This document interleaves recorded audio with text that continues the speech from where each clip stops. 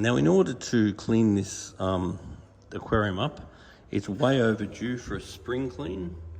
So one thing that we could consider doing is moving all the rocks in that side over. That will expose the substrate. We can then use this gravel cleaner to go and clean up that area. Then we could move the rocks from that area back and clean that area. Then we can move the rocks from that area and clean that area. Then we can move the rocks from that area and clean that area. So we'd probably be looking at one visit per clean. Then once that's all done and the spring clean is completed, then we could rescape the rocks. And instead of the rocks being like a big retaining wall like that, I'd really try to like have one rock here, one rock there, one rock there, one rock here, and create lots of swim throughs and use the same amount of rocks, but create a lot more feature with the same amount of rocks. Because every now and then doing a spring clean is just a really good idea. Because once again, what we're doing here is cleaning the good clean substrate that is regularly cleaned. If you imagine once he moves the rocks, which he might be about to do, if you watch him move a rock and get in underneath a rock, you'll see that it's absolutely putrid, pitch black. See, he's getting in there now, and that's just at the very base of the rock where he does get into. If you imagine, see, that's already going very dirty. If you imagine getting in under there, that hasn't been done in 15 years, then there's going to be a whole lot of waste there. Then as far as filtrating the aquarium's concerned, I would either look at putting a tray filter, a gravel tray filter, one there and one in that corner. And then we could even look at putting something like an Awasa 30,000 in here. If we just remove that shelf, we could use this area here to put an Awasa 30,000. And that's a filter that's very, very easily backwashed. To backwash this filter, all you've got to do is have it plumb to the drain, which would be easy enough. You switch it to backwash, pump on a handle, and then that will collect all the garbage inside it and allow you to get all that down the drain, and literally only takes 10 minutes to actually do it. Now, when you are backwashing a filter or gravel cleaning like this, it's really important, if it's winter, only do a little bit at a time, because when you refill the aquarium, you don't want to give the fish a cold flush, because a cold flush is going to probably make them end up getting sick, and then they can very well end up getting white spot.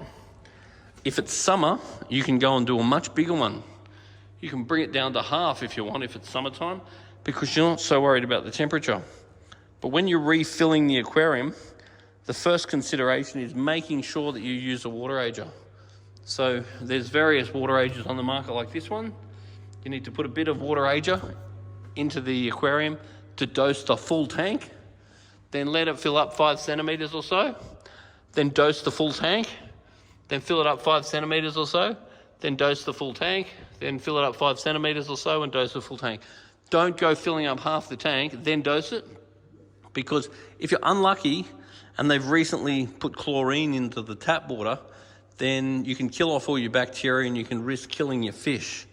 So it's also a matter of luck. So you can do a 50% water change with no water ager 1 week and get away with it. You could do it the next week and get away with it, but then you do it 1 week when they've dosed the chlorine and chloramone, and then you can actually have a wipeout. So it isn't worth it. So rule number 1 is every time you're adding water to the tank, make sure you add water ager. And then every time that you're playing around with your tank, you're really wanting to know what the GH and KH is. So the 3 levels that you're most concerned about, 1 is pH, so you want to make sure the water's not too acid. Now, because this tank has got quite a lot of shell grit on the bottom, that helps to keep the pH up. So this tank is rarely ever too low in pH.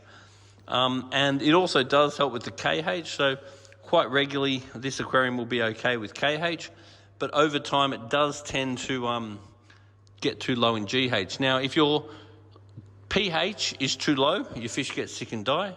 If your KH is too low, then over time, it's definitely not good for the fish. It's not good for the filter bacteria, and it tends to cause destabilization of your pH. But the other one is your GH. The GH is very related to the fish's immune system.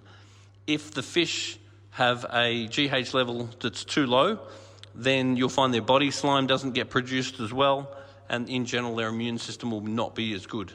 So you don't want your GH to be too high, but at the same time, if it is too low or potentially zero, then your fish are never going to be as healthy as they are.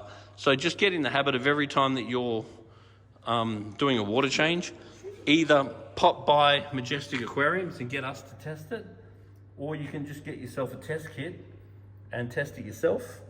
And just be aware, because over time, pH, GH and KH does need to be considered, or your fish will never be as good, thriving and healthy.